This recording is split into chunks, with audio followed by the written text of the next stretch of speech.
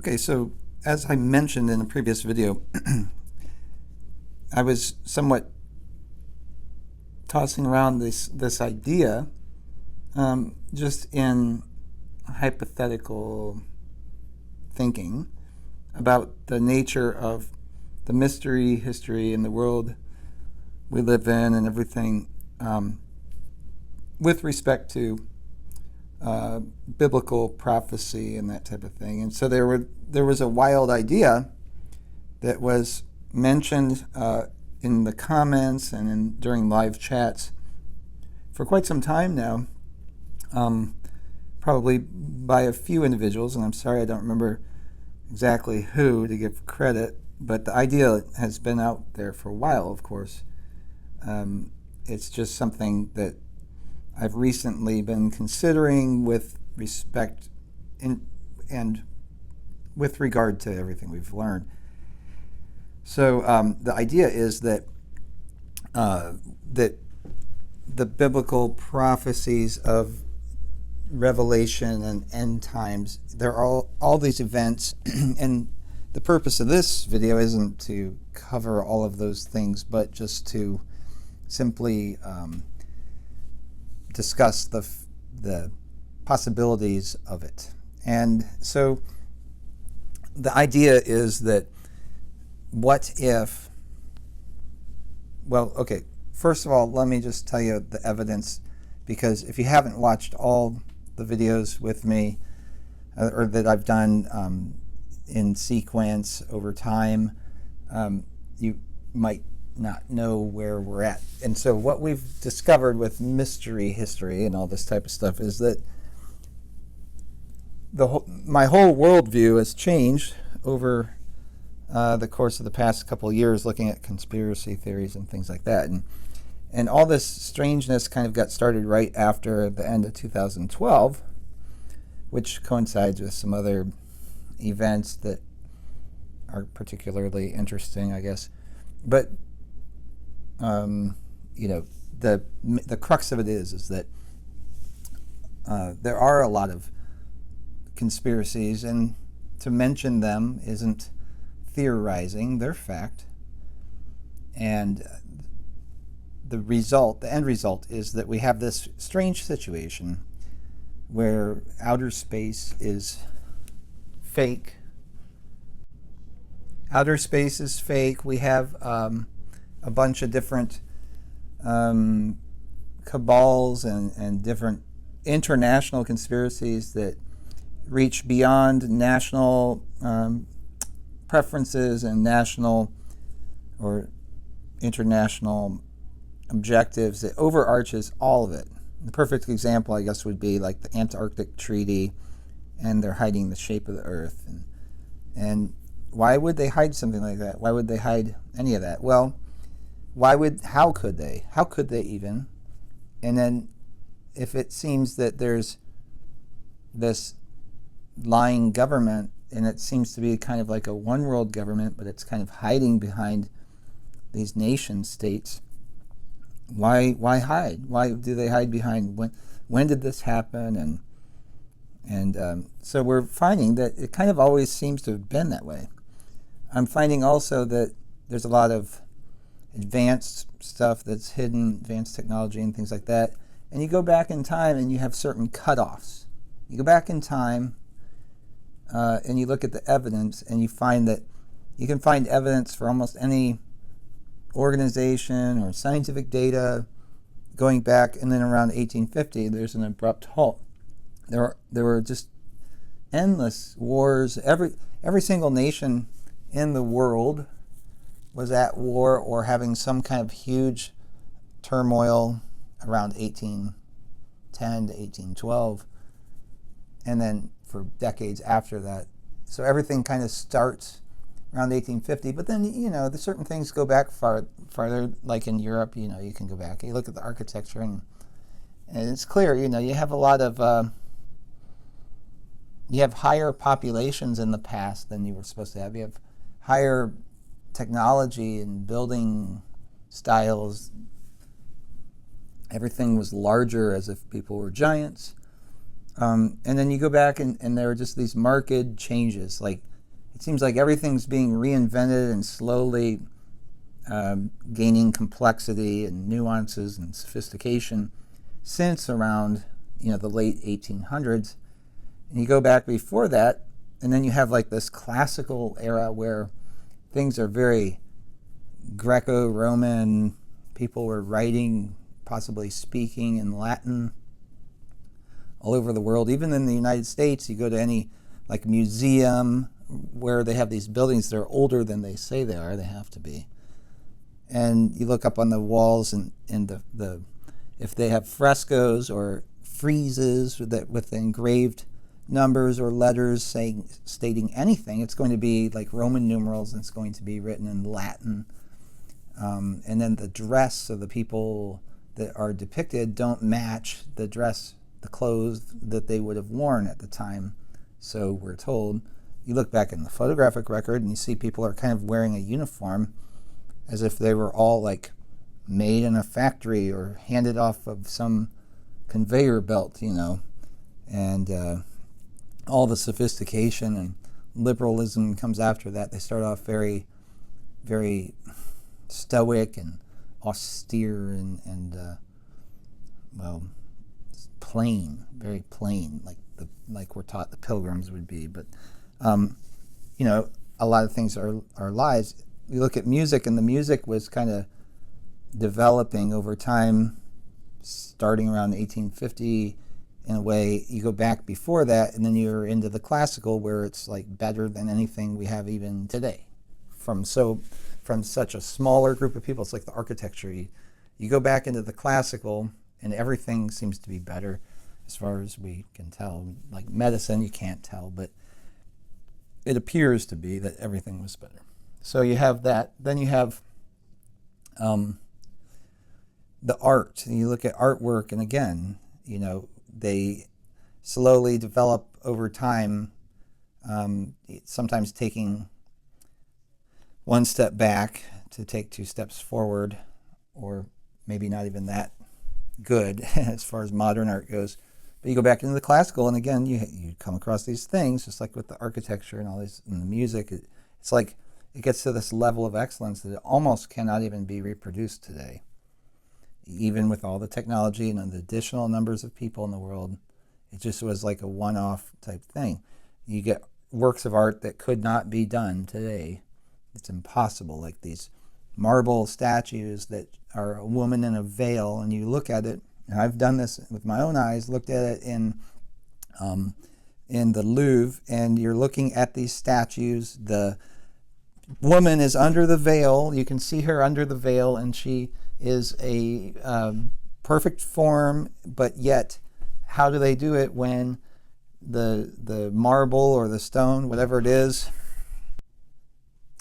the marble, the stone, whatever it is, it's flat with slight curves. It's a smooth surface in small areas, but when you look at it, almost no matter what angle, you can see underneath the veil, you can see the eye, the nose, you can see these features. But if you look at it from the extreme side, the marble is shaped like the veil.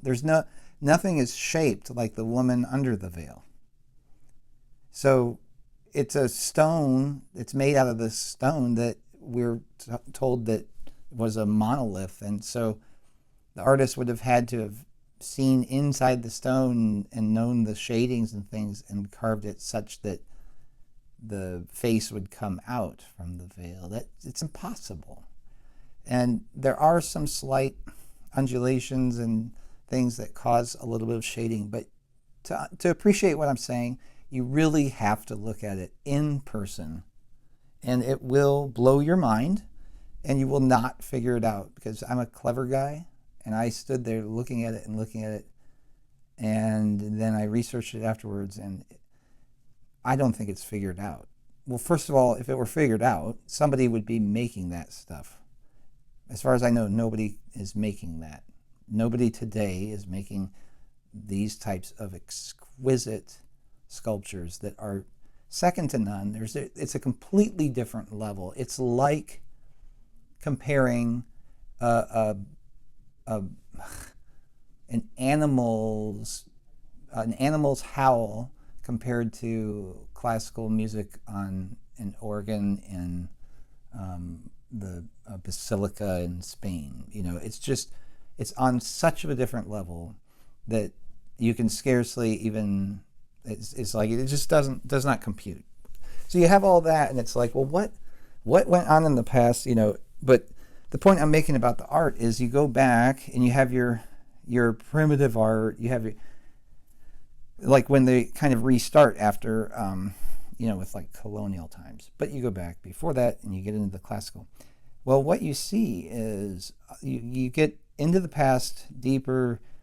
You look at the art. You look at the backgrounds, the landscapes from these Dutch. There's so many great Dutch painters, but you look at the landscapes. There's hardly any erosion. It seems like they're much closer to the flood, Noah's flood, the deluge, and you have these fantastic structures and everything that we've talked about.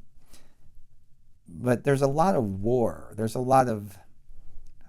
some horror. There's like mistreatment of people depicted in these things, and it's just a whole lot of fighting, the feudalism and everything, and that denotes like what we're taught about the Dark Ages and the Middle Ages. And I don't know how much of that is true. I would suspect that much of it is not true, but nevertheless, the depictions as they stand are of larger people than us many times, because they kind of tower over their horses. They're not so large that they couldn't ride a horse, but they're almost so large that they make horses look like ponies, except not as much of an extreme, because they actually ride them.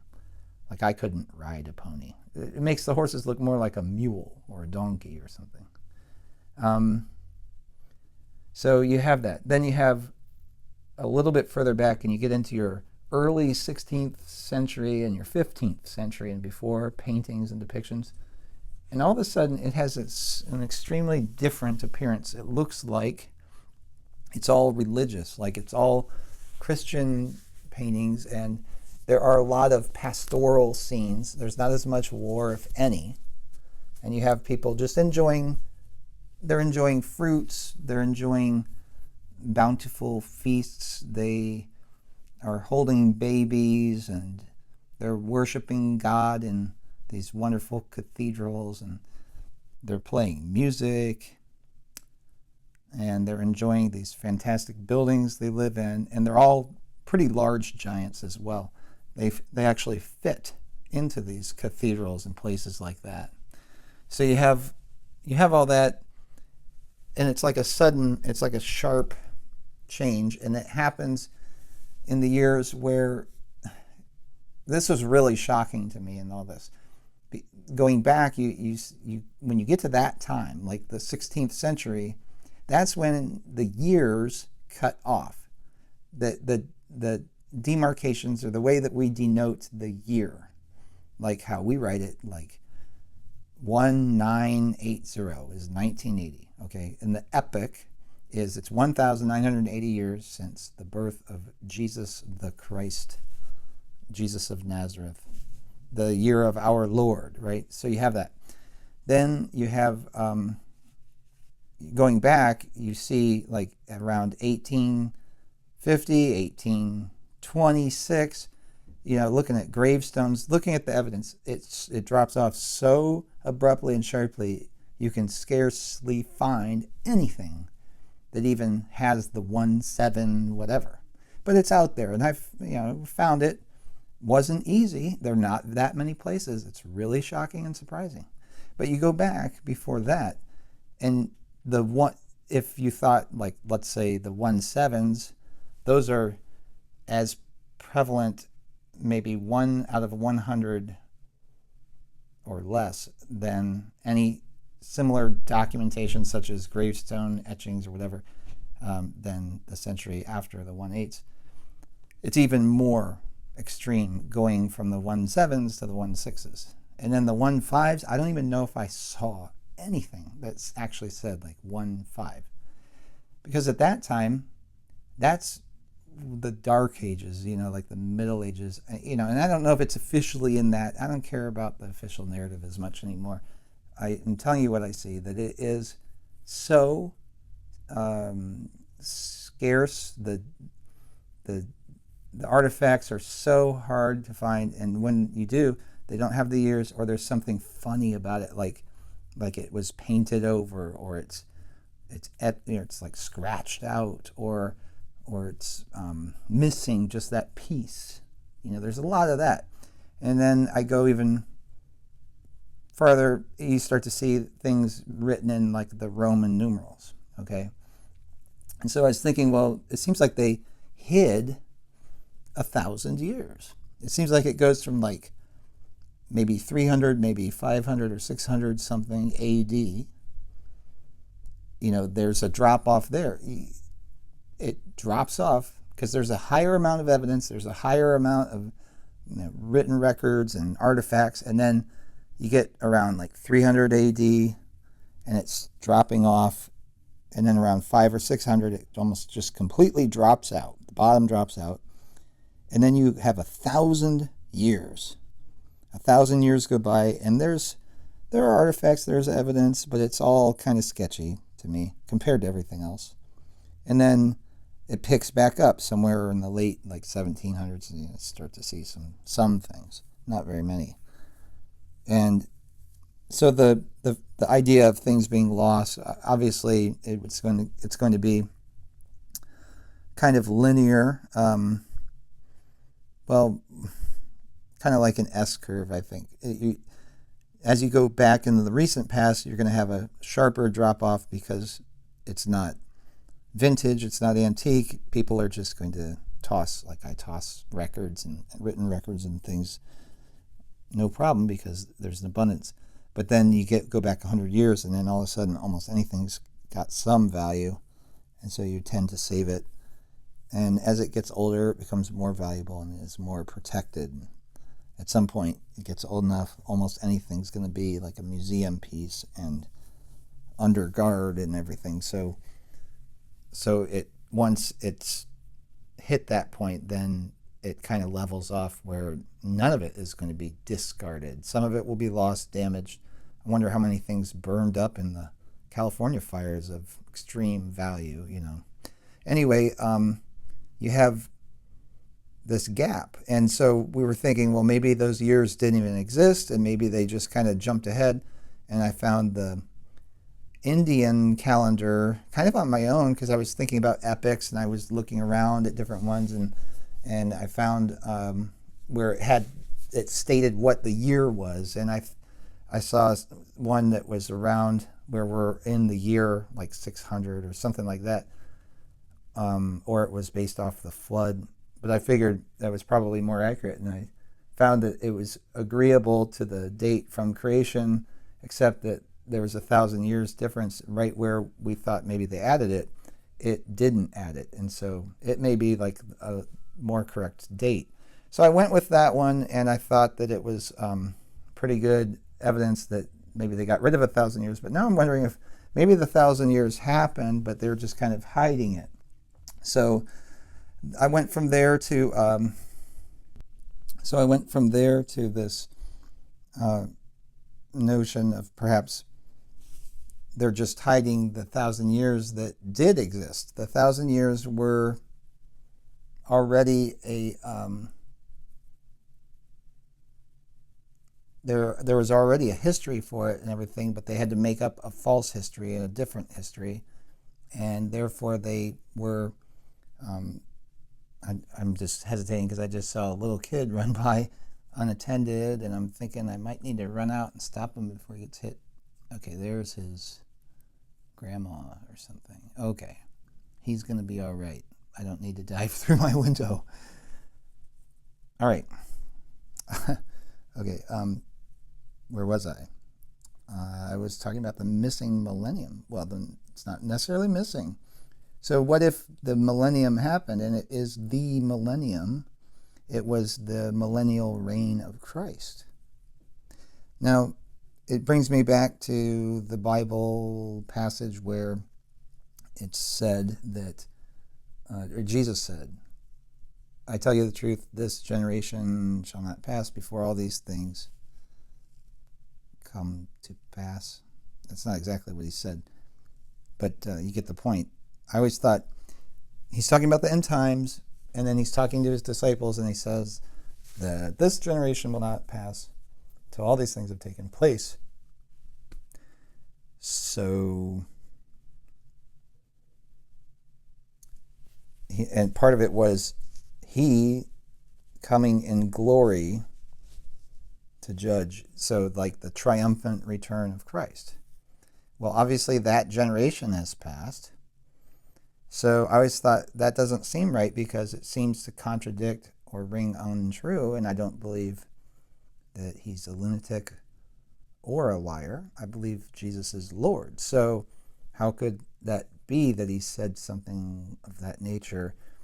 And then it makes me also think of how throughout modern Christianity, so the Christianity of our times, especially in Protestantism, you hear about it being the last days all the time. You know, we're in the last days, the last days. You listen to these crackly old recordings of revival preachers from the 1950s or even before. And it's like, we're living in the last days, you know, and all that stuff. Like, they thought the Antichrist was coming from Russia, you know, from the Soviet communist pig bastards, you know, because they were totally sold, at least the United States was just totally sold on this notion of the red commies being like basically the devil and all that crap. So you go back a little further into verifiable history, and there's a whole bunch of stuff about revival, and it's like all these Protestant churches are reinventing the wheel.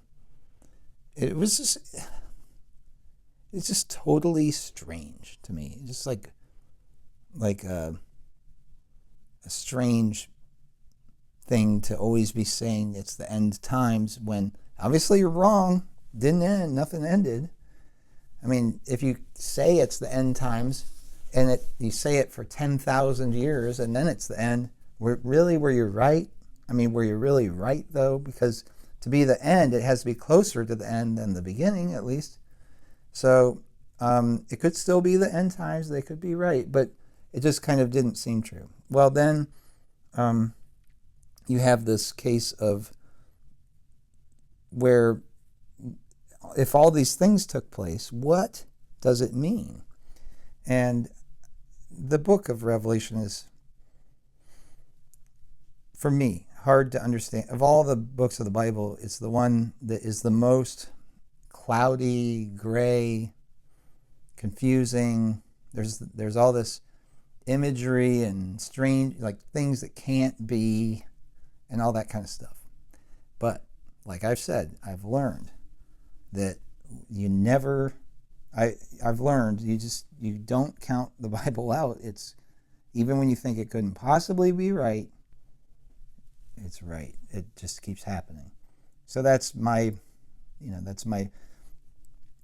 guidepost. But that's also why I'm troubled, because if the end times all happened, there are things that say in there that basically where we are now would be after these plagues and maybe even the rapture itself. And it would explain some of the things I saw where it seemed like there were the whole earth was very much populated. There wasn't much evidence of war, really. You hear a lot about it, but what do you really see? We're told there are all these wars where people fought each other with swords and then later like cannons. Well, I've looked at cannons, and cannons are a lot of BS. They're not standardized. They don't function. You can't really get them to work today. We don't know what they were. They were more likely like signaling or sound related devices. Maybe they were used to move things or to cut through things using sound energy, whatever. But for warfare, it doesn't really seem like they were actually used for that necessarily. I know it sounds crazy, but you have to look at that. And then you have all these swords and armor and everything. and it's not battle worn. There's no evidence of use with these ballistas and crossbows and the swords and the shields and the armor, and it's like, doesn't really seem like it was actually used. And so you think, well, maybe they were rumors of wars, or maybe the wars were made up to explain where all the people went. Because what you do see is you see a lot of architecture, a lot of buildings, and very few people. And even in the drawings and even some of the pictures, you have a lot of people in some of them, but in most of them, you have completely empty cities, empty landscapes. There's hardly any evidence of much agriculture, like there weren't that many people to feed. I've only seen a handful, maybe 2 or 3 depictions of livestock, like a herd of livestock. I'm not talking about just like a small group of sheep or goats or something. You know, you'll see that, or a few chickens, but I mean like a large herd to feed a multitude of people. You just don't see that. And then that kind of bears out with the math as far as population growth, because it's exponential. If your birth rate is anywhere above like 2.15 or whatever the replacement rate is, if you get up into like 2.3 or 2.4 births or children per female live births, you get into this extraordinarily fast exponential population growth that is huge. And so the explanations of the population being called by famine and war kind of makes sense, but how it came about, it could very well be like the plagues described in Revelation. So I've belabored the point or beat around the bush long enough, but there's this idea that I was thinking of is, well, what if where we were now was not like what we think it is? What if this realm is like Purgatory, like basically hell, except not exactly hell? And so obviously there's hope and everything, and I think that all of the Bible is still valid because it still rings true to me. But there's this, I thought of it this way. What is hell? What is it described as? It's a place where dying you will die. Well, there's an Iron Maiden song, as soon as you're born, you're dying, that type of thing.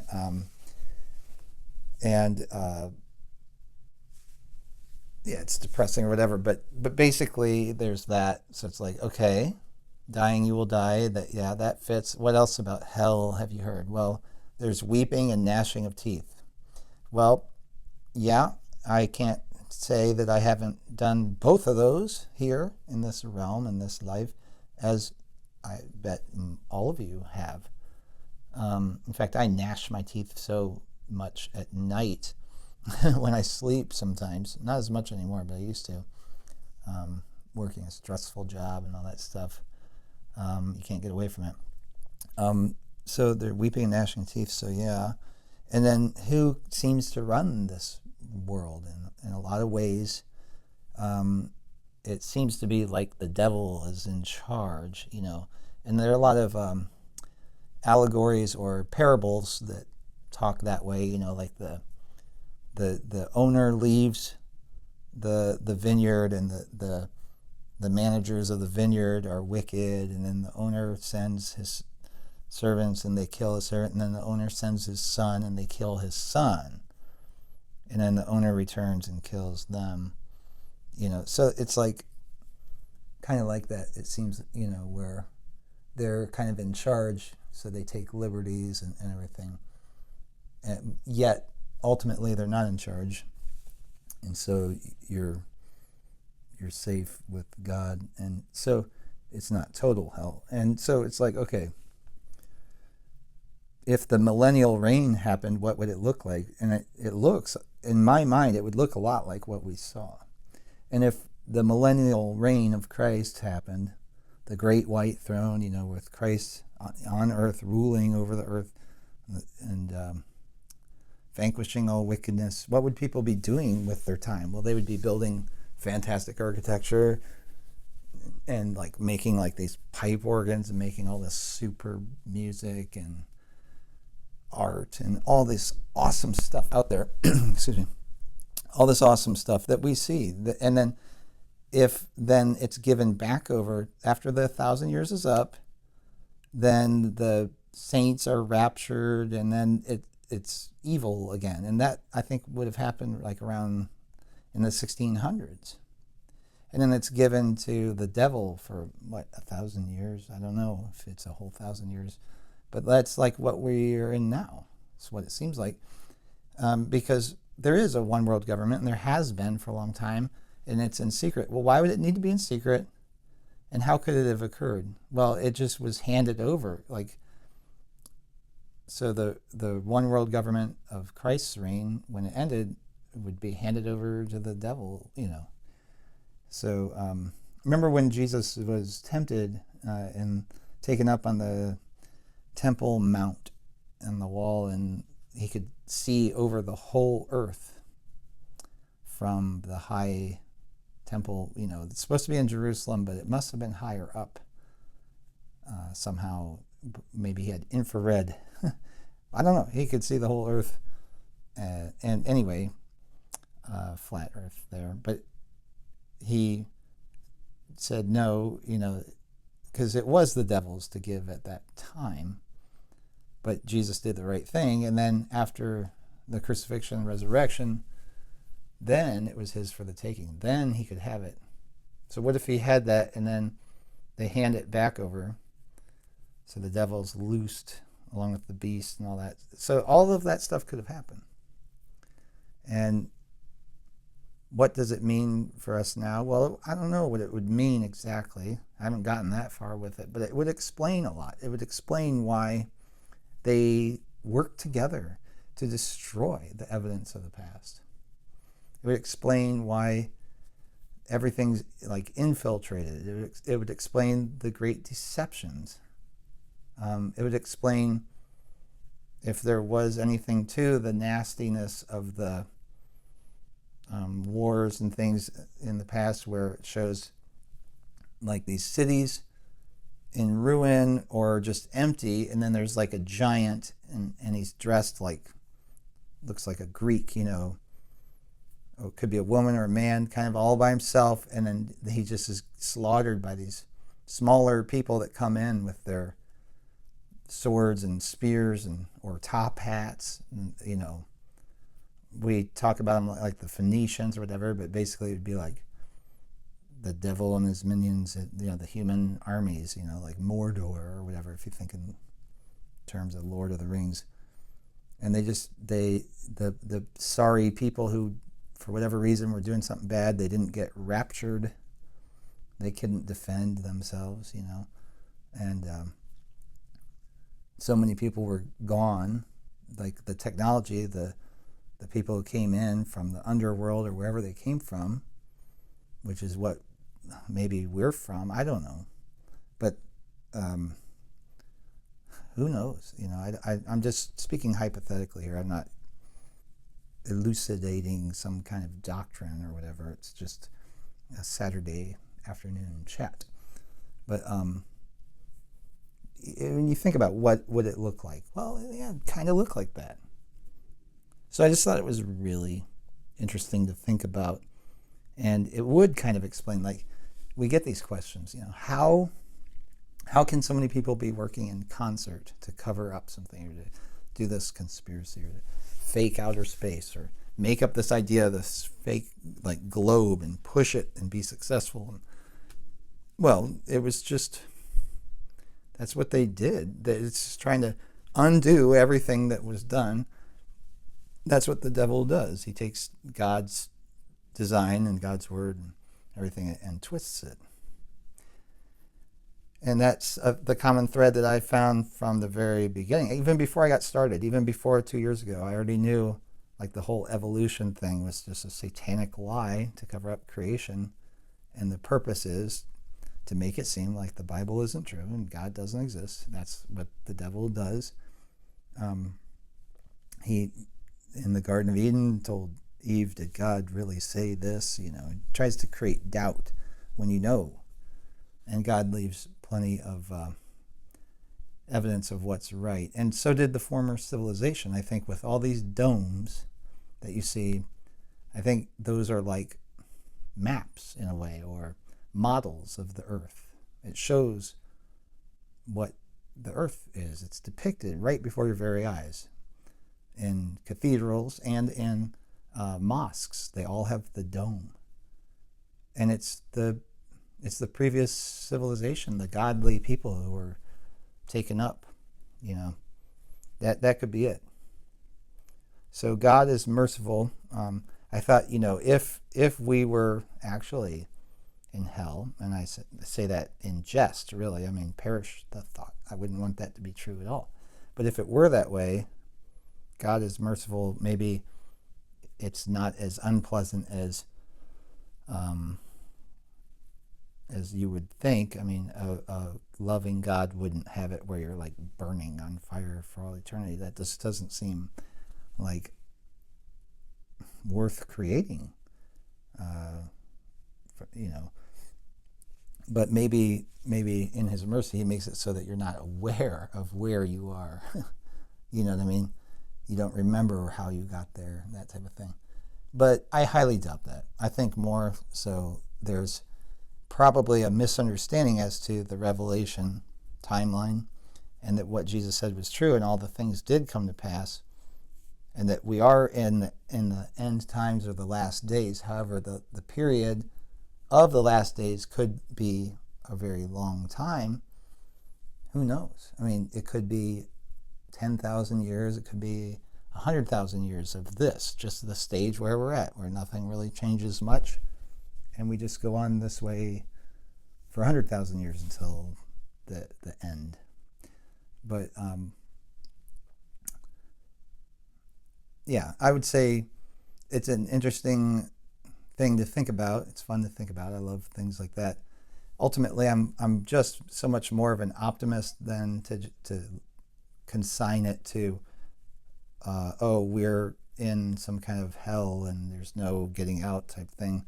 I don't think that's the case for us. But again, if you look at it, read it for what it says, and what is hell? It's a place prepared for the devil and his angels. Well, who rules the air right here where we are? The devil and his angels. The powers here, the principalities here, the dominions here, are many of them evil, devil, demonic, or whatever. So there. I don't think it's necessarily that way, and that's the end of it. I think it's that way, but there is a way out. And otherwise, I'm just too much of an optimist. I don't think God would have it be that way. And it does seem like we have the choice. And it does seem like God is with us, and all this stuff is working out for some purpose. So clearly, though, you break it down to the simplest form. Jesus said that he is the way, the truth, and life. So Jesus is the truth. The devil is the father of all lies. And here we're battling against all these lies perpetrated by people, but the people don't know what they're doing, really. Maybe even the likes of Michelle Fowler and Neil deGrasse Tyson, they just don't know that space is fake. They don't know what they're doing. They're just working it out in their mind the way they think it ought to be, without a God. So, you know me. I'm not that way. I really do believe in God, and it's evident. I think the evidence of God, I can't get away from it. Some answers are just too simple. I thought of some things like, if I were at the Flat Earth conference next week, like what would I say if I were speaking there? And I was invited to. I just didn't plan on it up until the point. Like it kind of came up quick. And like I said, with other things, I have a lot going on this time of year anyway. But I thought if I did talk, I would say one of the things that I would talk about is the flat earth model and how we get accused of not having a model. But to me, the answer is much more simple. We just care about the truth. So any accurate map, any accurate depiction of the location or geography of anything, that is our model. And so, for example, and my favorite example is when you go into the planetarium, because you're going to see the course of the stars and all that stuff. The planetarium itself has a flat floor, and then you have a dome ceiling with the lights in the sky projected on a barrier that covers over everyone's head. I mean, there's our model. There's a flat earth model. Or you go on any map, I don't care who, Google Maps, Google Earth, it's a flat map. You zoom out, you can see some nice cartoons or whatever, but if you want to actually use it, you got to zoom in enough to where you can see the detail and everything, and the measurements all work out all of a sudden. And you look at it that way, and you have, well, it's a flat map. It's just stitched together. In fact, it's already been done. It's been back engineered, the code that they use, and they have the flattening factor. And the flattening factor is present right there in the formula agreed upon by the Geodetic Society, the international society that determines the shape of the Earth. And it's the same type of formula. It's the same formula that Microsoft had to put in to the Microsoft Flight Simulator program when it became apparent enough or evident enough to people that they were talking about it, that the Microsoft Flight Simulator program has a flat Earth, and so they can't have that. So they introduced all the fog, limit visibility. Google Earth did the same thing. I mean, they already had the curve programmed in by literally the CIA is who did it, because that's where they got their mapping information from, because the CIA had the intelligence photographs from the so-called satellites, the airplane passes and the balloon shots that they spliced together to map out the entirety of the Earth that's been traveled. That still isn't available to us, believe it or not.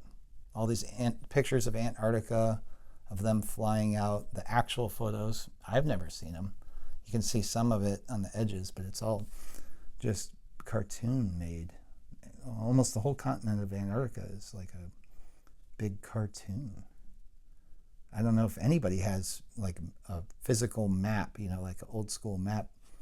If you do, send me pictures of it. I want to see, like, how far did they really, evidence. Even those maps are even hand drawn and everything, so it's less reliable than actual photographs. Because we got to document this ourselves. They're still lying, they're still cheating, they're still hiding, and we need to find things out and be 1 or 2 steps ahead of them, because they've been 4 steps ahead of us for so long.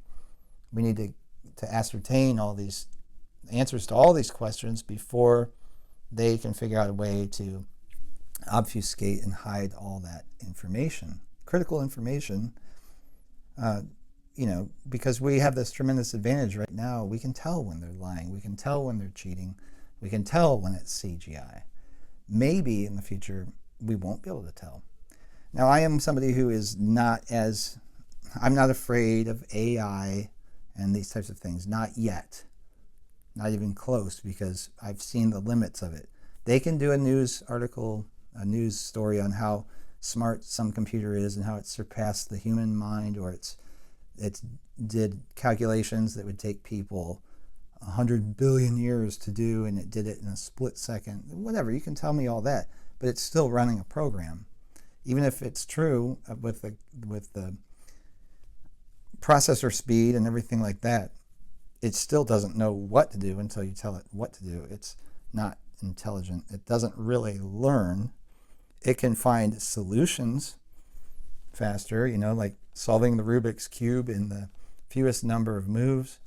But that isn't necessarily intelligence, That's computation. It's not creative. And that's the real key there.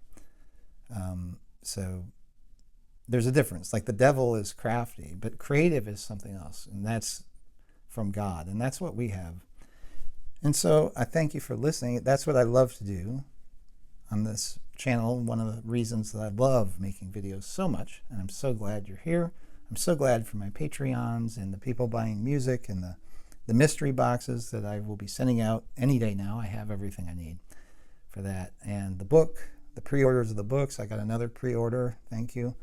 And but it's creating. I love to create art. I love the medium of videos because it's narration, it's exposition, it's acting, it's Foley art, it's video, it's graphics, it's painting, it's music, all these things. I like to do it all and have it all work together for a purpose that is good, a purpose that is